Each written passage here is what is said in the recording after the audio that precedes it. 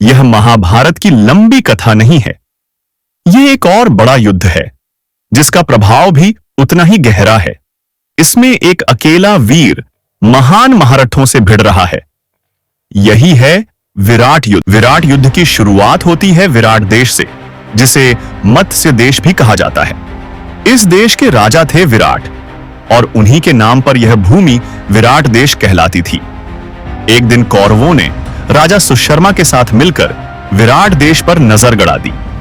उनका इरादा केवल हमला करना नहीं था, बल्कि यहां की सबसे कीमती संपत्ति को छीनने का था। यहां की अनगिनत गायें जो अपनी उत्तम नस्ल और गुणों के लिए प्रसिद्ध थीं। सुशर्मा यही नहीं रुका। उसने न केवल गायें छीन ली, बल्कि उन गोपालकों को भी चोट पहुंचाई जो दिन रात उनकी रक्षा करते थे। इसी अन्याय और आक्रमण से शुरू हुई वह महागाथा।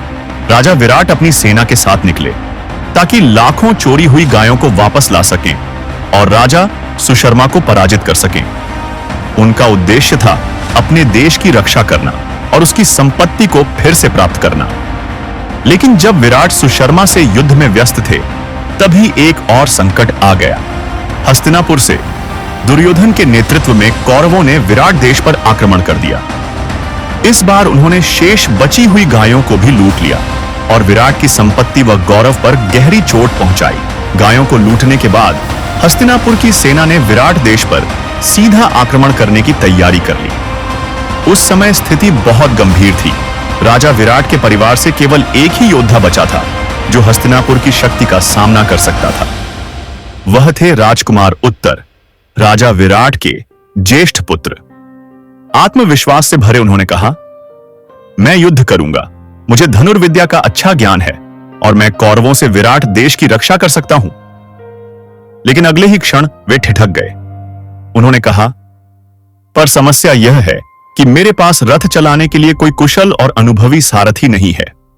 बिना सारथी के मैं कौरवों जैसे महाबली योद्धाओं का सामना कैसे करूंगा? उत्तर की चिंता सुनकर सैरंध्री, जो वास्तव में वेश बदलकर बैठी द्रौपदी थीं, आगे बढ़ी।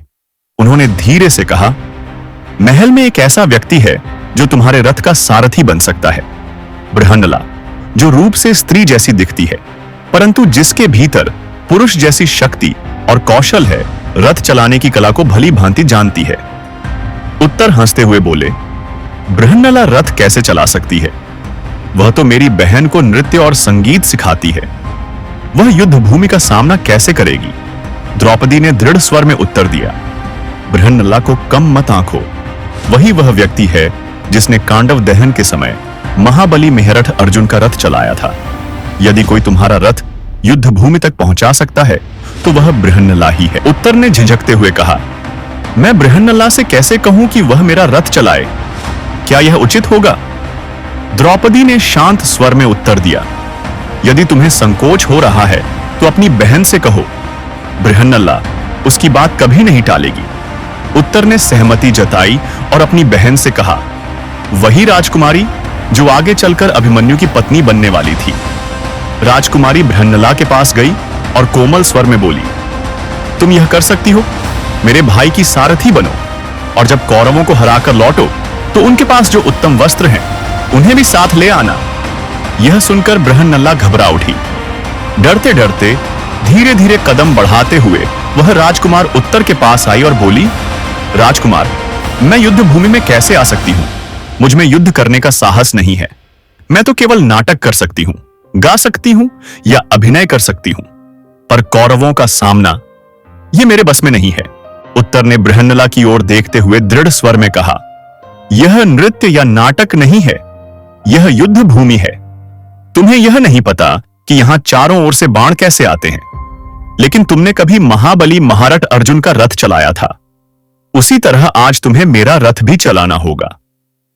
बृहन्नला तैयार हुई और दोनों उत्तर के रथ पर सवार हो गए।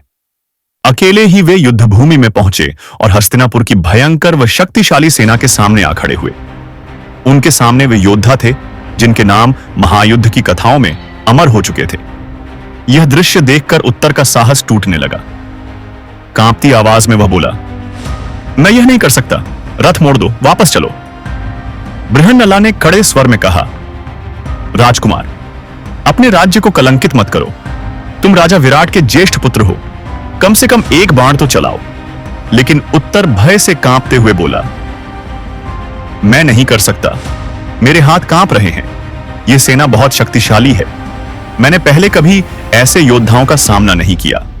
डर के मारे उत्तर रथ से कूद पड़ा और युद्ध भूमि से भागने लगा। बृहन्नला रथ से कूदी, पर यह कूद किसी नर्तकी जैसी नहीं थी।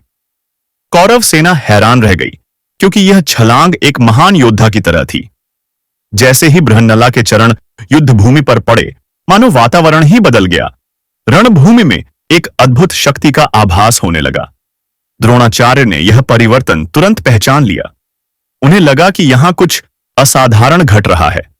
इसी बीच राजकुमार उत्तर अब भी भयभीत होकर भागने लगे, लेकिन बृहन्नला ने तेजी से दौड़कर उन्हें पकड़ा और फिर रथ पर बिठा लिया।